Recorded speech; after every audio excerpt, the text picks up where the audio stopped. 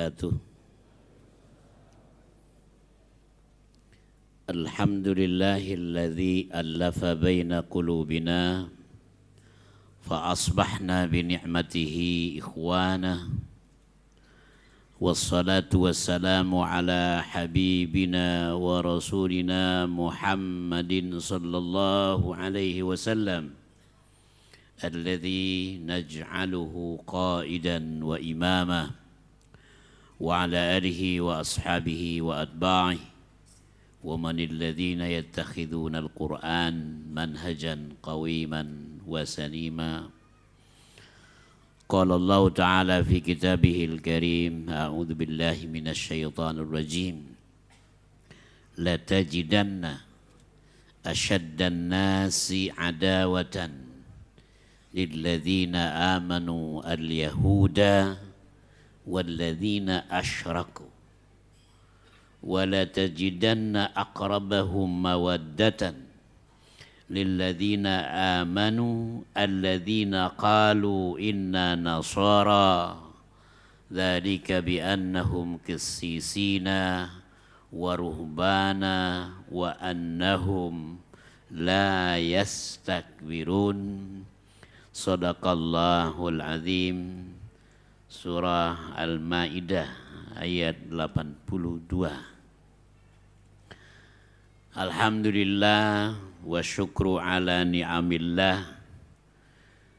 Pada pagi hari ini saya bisa bersilaturahim kembali dengan jamaah Majelis Tafsir Al-Quran di kantor pusat yang megah ini. Dan semoga kita semua berharap kepada Allah Subhanahu wa Ta'ala, berdoa kepada Allah Khaliqul Kaun, mudah-mudahan ilmu yang sudah kita raih sejak pagi tadi dapat kita amalkan pada kehidupan kita sehari-hari. Amin ya Rabbal Alamin. Judul dari ceramah saya adalah berbeda dari yang disampaikan Ustadz Ahmad Zukino. Karena saya ketua MUI pusat yang membidangi luar negeri dan kerjasama internasional. Salah satu tugasnya adalah jalan-jalan. Tapi jalan-jalan yang ada manfaatnya. Kata Allah di dalam surah Ali Imran, qad khalat min qablikum sunanun fasiru fil ardi fanzuru kaifa kana aqibatul mukadzibin. Jamaah sekalian yang dimuliakan Allah Subhanahu wa Ta'ala, Islam dan umat Islam pernah menjadi negara superpower. Bahasa keren. Bahasa keren lainnya adalah al-quwatul uzma. Bukan al-quwatul kubro, tapi al-quwatul uzma. Selama 7 abad lamanya. Berarti 700 tahun menguasai dunia. Kalau Eropa baru Amerika menguasai dunia belum sampai 200 tahun. Merdekanya 200 tahun lebih. Waktu itu mereka juga masih lemah. Kita 700 tahun. Wilayahnya sangat luas. Kalau kekuasaan Romawi menguasai wilayah 6,8 juta kilometer persegi. Nah, umat Islam itu 3 kali lipat dari kekuasaan Romawi yang dikuasai saat itu. Tetapi itu masa lalu. Setelah 1912 mulai mengalami kemunduran. Faktor-faktornya antara lain yang membuat umat Islam adalah at-tafriqah. Satu sama lain ribut. Internal konflik antar umat Islam.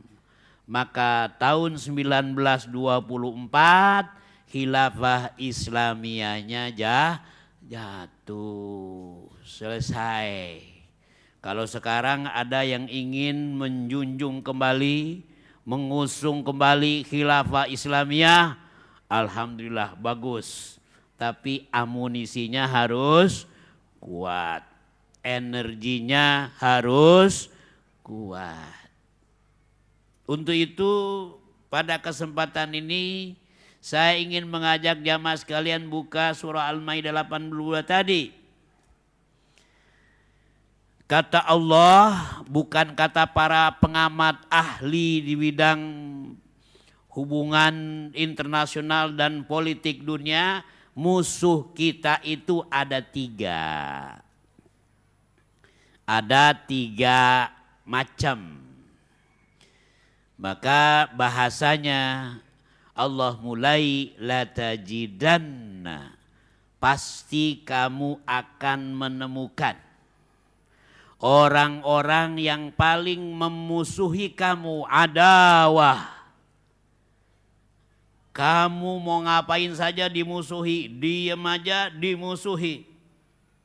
Mau ngaji saja beda sedikit mazhabnya dimusuhi. Ya. Siapa itu nomor 1? Al-Yahud. Orang-orang Yahudi. Jadi dari sananya udah ada orang Yahudi dulu, waktu tinggal di Madinah, mereka menguasai ekonomi Madinah. Waktu itu Madinah namanya masih nama lama. Apa namanya? Yathrib.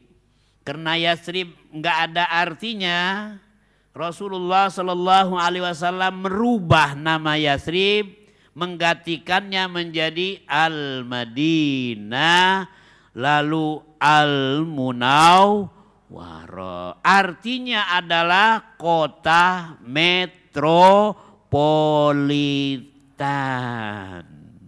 Dulu zaman siapa itu kota metropolitan dipopulerkan di Indonesia?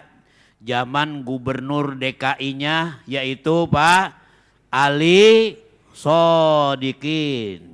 Udah Ali Sodikin. Nah, orang-orang Yahudi di Madinah itu ada 3 kelompok, semuanya itu memusuhi Nabi. Bahkan mereka menaruh asum, poison, ya, racun di makanan yang akan dikasih kepada Rasul Muhammad SAW. Itu Yahudi. Jadi sampai sekarang pasti Yahudi itu musuh nomor 1. Kelas wahid. Ya, wahid ada negatif, ada positif. Ya, kalau musuh nomor 1 bahasanya ya udah aduun ladud. Ya. Sekarang sampai sekarang orang Yahudi jumlahnya di dunia nggak sampai 50 juta.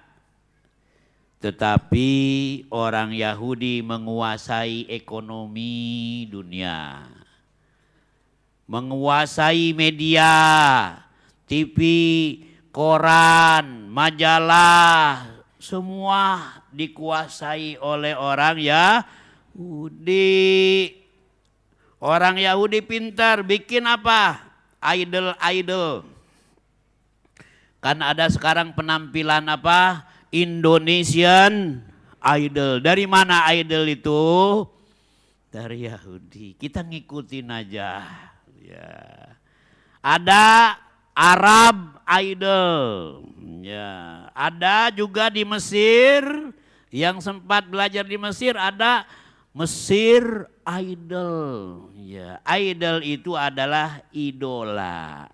Karena orang Yahudi tidak punya idola. Nabinya juga ingin dibunuh oleh orang Yahudi. Khilafah Islamiyah jatuh 1924 juga disebabkan oleh perilaku orang Yahudi yang membantu para pemuda di Turki untuk melakukan konspirasi, akhirnya dijatuhkan Khilafah Islamiyah. Nomor 2, musuhnya umat Islam, walladzina asyraku, orang yang musyrik. Orang yang musyrik ada juga muslim tapi perilakunya musyrik. Ya, bilang Tuhan kami adalah Allah, tapi giliran minta-minta, kalau sakit justru mintanya kepada, nah itu namanya musyrik. Ya, wajahnya lebih dari satu. Orang yang suka melakukan perbuatan syirik, walaupun namanya muslim, tapi dia kadang-kadang menjadi musuh bagi umat Islam di dunia. Betul? Ya, nggak mau menerima perbedaan. Ya, dia menganggap dirinya paling Islam, paling ahli sunnah wal jamaah, yang lain tidak. Ya, ini nggak nyindir ya. Asyraku, ya, asyraku, ya. Nomor 2 di mana aja itu? Yang ketiga, wala tajidanna aqrabahum mawaddatan lilladzina amanu alladzina qalu inna nasara, orang Kristen. Nih, maaf saya sampaikan aja, ini saya hanya menyampaikan firman Allah, nggak mau nyinggung siapa-siapa. Kalau yang merasa tersinggung itu urusan mereka. Ya, kita nggak mau nyinggung-nyinggung, lurus-lurus saja. Orang Kristen sekarang di Eropa jumlahnya semakin dikit.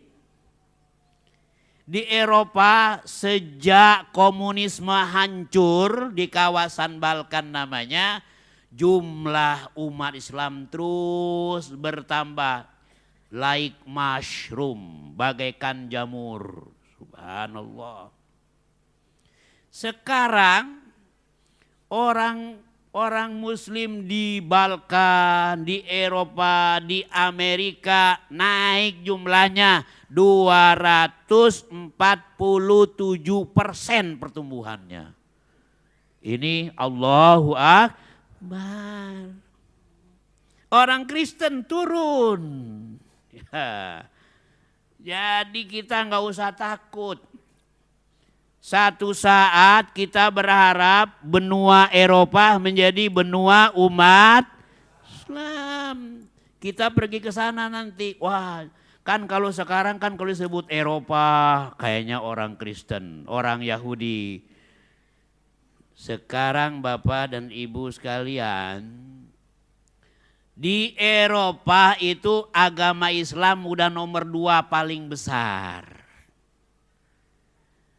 Di Eropa ada 4 negara Islam. Dulu nggak pernah terbayangkan. Yang pertama namanya apa? Bosnia Herzegovina. Yang dulu ingin merdeka, diperangin oleh orang-orang Serbia. Sejarah mencatat bahwa terjadi pembunuhan massal lebih dari 15.000 orang Islam tahun 2000-an. Itu terjadi di mana? Di Bosnia. Mengapa mereka dibunuh? Karena mereka Muslim. Mengapa mereka dilakukan pembersihan etnis, diusir? Karena orang-orang Serbia yang beragama Kristen Ortodok ingin balas dendam. Pada tahun 1389 orang Bosnia, orang Serbia itu dikalahkan oleh Turki Utsmani dalam peperangan yang terjadi di Kosovo. Maka pada saat umat Islam ingin merdeka, kata orang Serbia, ini kesempatan baik bagi kami untuk balas dendam, dibunuh. Na'udzubillah min. Ini terjadi. Jumlah umat Islam di Bosnia 47%. Yang kedua adalah Albania. Ya, Bapak Ibu terutama yang pernah membaca karya-karya ulama besar. Ulama besar dengan karya-karyanya yang begitu banyak. Nasiruddin Albani. Orang Albania.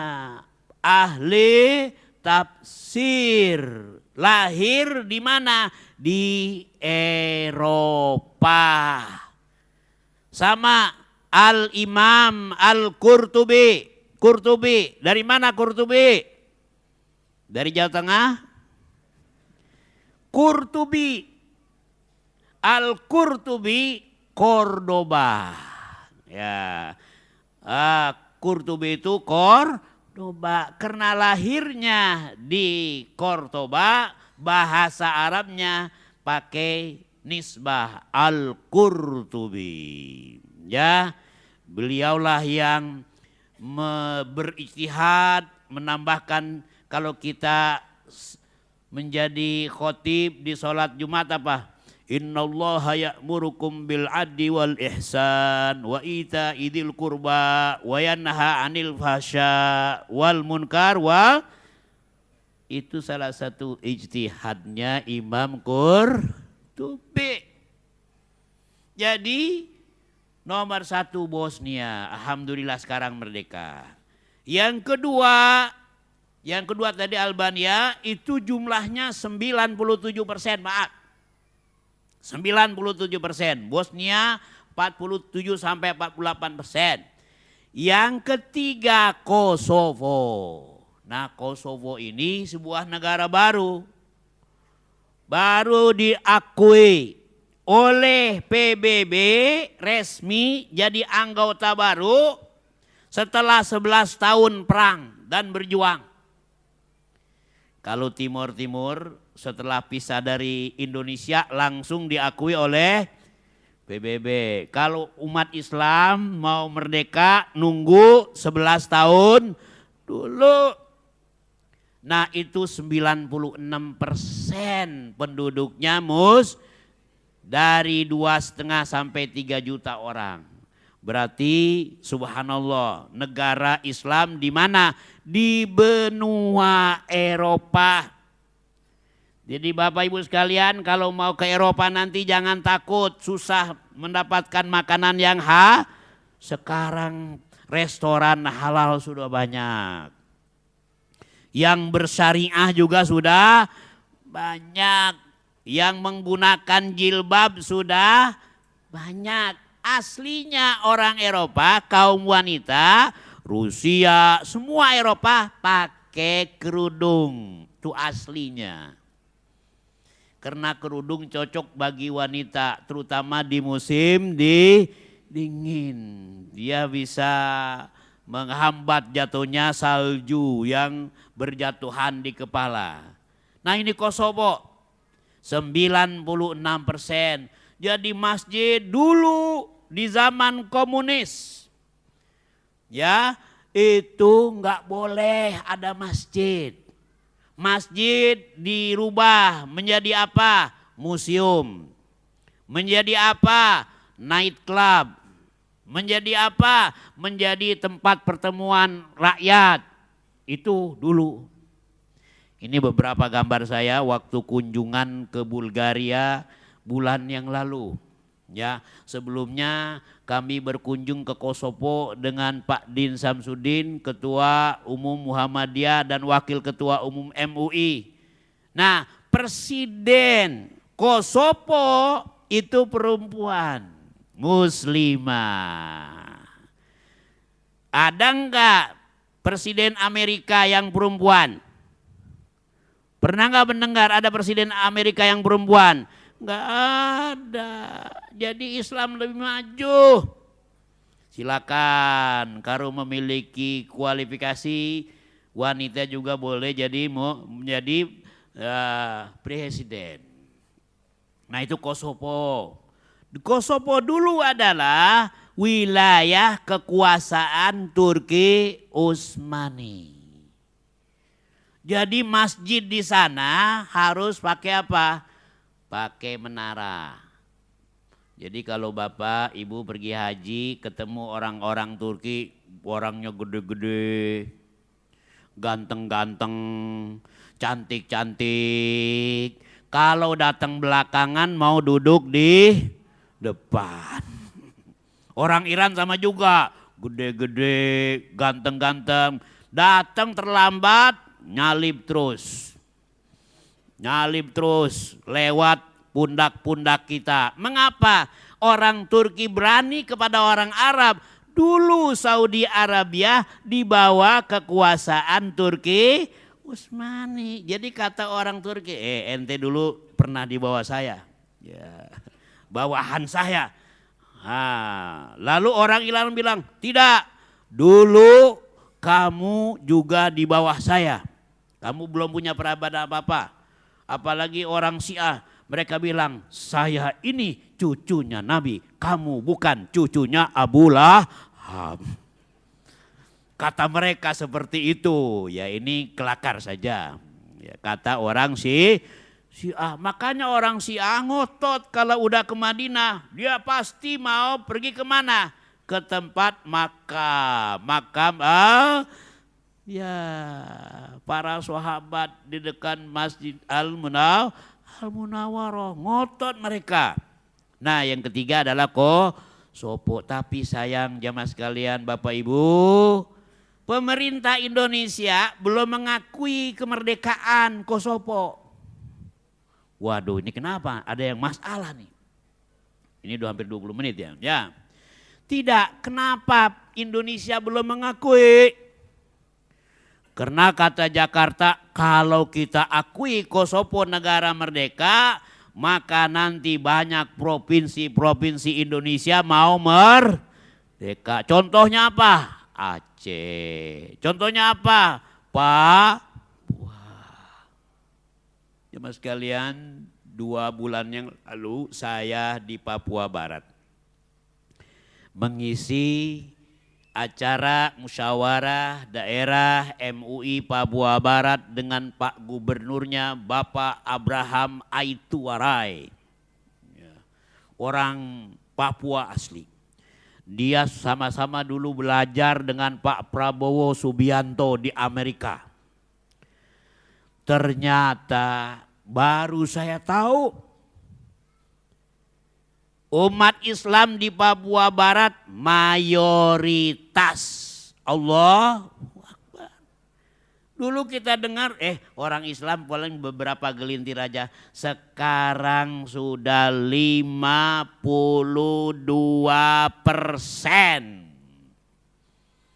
dari 2 juta orang. Ya karena wilayahnya sangat luas. Kalau Bapak Ibu mau hijrah ke sana boleh juga. Bisa nambah-nambahin jumlah. Ya. Nah 52% Papua Barat, Papua Timurnya memang masih di bawah 50%. Nah Eropa sekarang umat Islam geliat. Masjid-masjid, ya jilbab, restoran-restoran yang bersyariah, produk-produk perbankan syariah. Di Spanyol tahun 1987 sudah ada ekonomi syariah. Di kita pada tahun berapa ada syariah? Baru tahun 90-an lebih. Kita kalah oleh Spanyol. Yang keempat, negara yang mayoritas penduduknya beragama Islam, Turki. Sudah pernah ke Turki Bapak-Bapak Ibu? Alhamdulillah. Ada juga yang udah bolak-balik. Turki sekarang subhanallah ekonominya maju. Infrastrukturnya bagus. Pemimpin Turkinya berani.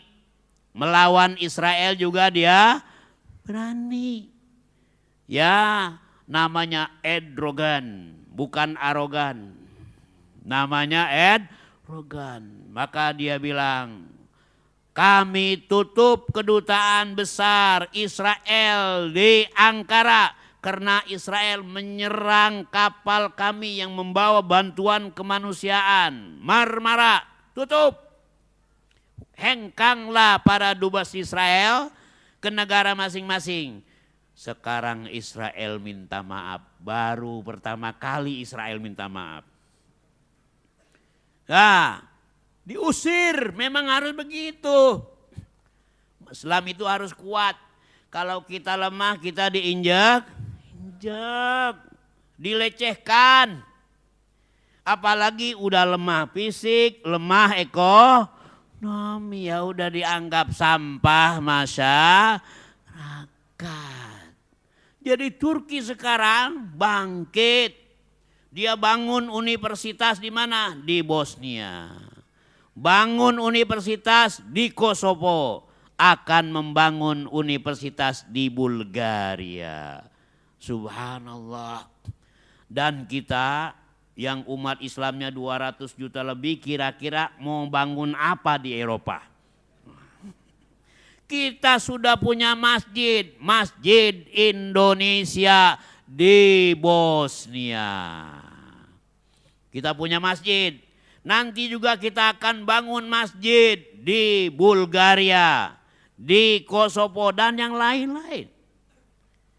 Dan alhamdulillah nanti juga kita akan berikan beasiswa kepada mahasiswa-mahasiswa Eropa belajar di Indonesia. Bahwa umat Islam Indonesia umat Islam yang toleran. Sementara waktu kita dituduh sebagai umat yang apa? Keras, anarkis, anti hak-hak asasi manusia, sedikit-sedikit FPI nyerang. Wah, kata mereka enak aja. Ya. Teroris. Ya, itu kata mereka Indonesia. Padahal Indonesia sangat-sangat damai. Yang teroris itu adalah mereka. Teroris moral. Teroris akidah. Itu mereka. Beberapa waktu yang lalu kita mengirim surat. Kemana? Ke pemerintah. Ke Menteri Luar Negeri, ke Menteri Dalam Negeri, ke Menteri Pariwisata. Kita menolak akan diadakannya Ratu Kecantikan Sejagat Raya di Indonesia. Ibu-ibu setuju? Wah, kita tolak. Miss World Contest. Waduh, ini dalam sejarah negara Islam pertama di dunia yang mengadakan Miss World Contest. Yaitu event buka-bukaan. Karena kita udah transparansi. Semua aib dikeluarin, borok orang udah kelihatan. Sekarang semuanya setuju. Akhirnya apa? Kita miris. Pemerintah udah ngasih izin. Sudah ngizinkan, nanti di mana? Akan diadakan di Indonesia pada bulan September. Maka MUI mengatakan no to Miss World. No to Miss Universe. Karena apa? Itu akan merusak moral bangsa Indonesia. orang di Eropa itu sekarang sudah bosan. Hubungan suami istri bosan, laki-laki perempuan bosan. Akhirnya dia hubungan laki-laki dengan na'udzu, boleh lagi. Di Inggris orang nikah, kawin laki-laki dengan laki-laki. Itu kira-kira gimana ya? Perempuan dengan perempuan. Boleh, gays. Lesbian. Di Amerika boleh. Ada undang-undang namanya don't tell, don't ask. Jangan tanya, jangan cerita, saya gay. Wow. Jangan tanya, jangan cerita, saya lesbi. Na'udzubillah. Gelok. Apa yang terjadi? Bapak Ibu sekalian yang dimuliakan Allah Subhanahu wa taala, negara yang sangat kuat di dunia sekarang Cina. Sebelumnya adalah Rusia atau Uni Soviet. Uni Soviet itu sekarang mengalami krisis anak muda, generasi muda. Karena di zaman Uni Soviet hanya boleh punya anak 2 orang saja satu keluarga. Di Cina hanya boleh 1 Kalau lebih daripada 1 anak kita akan didenda 280.000 yuan. Udah kali berapa tuh? Oh ya udah habis waktunya nih. Yang ketiga Singapura. Tahu Singapura kan? Yang sedang marah-marah gara-gara asap dari Indonesia.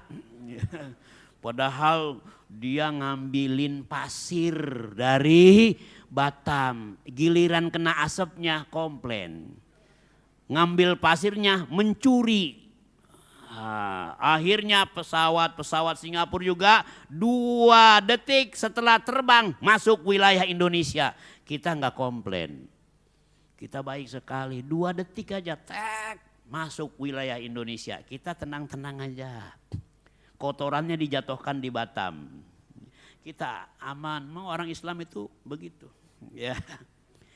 Nah Bapak Ibu sekalian, karena waktu saya terbatas, ini ada Direktur Utama Asuransi Takaful dan Islam di Eropa alhamdulillah bangkit. Di Perancis jumlah masjid 2.000 masjid.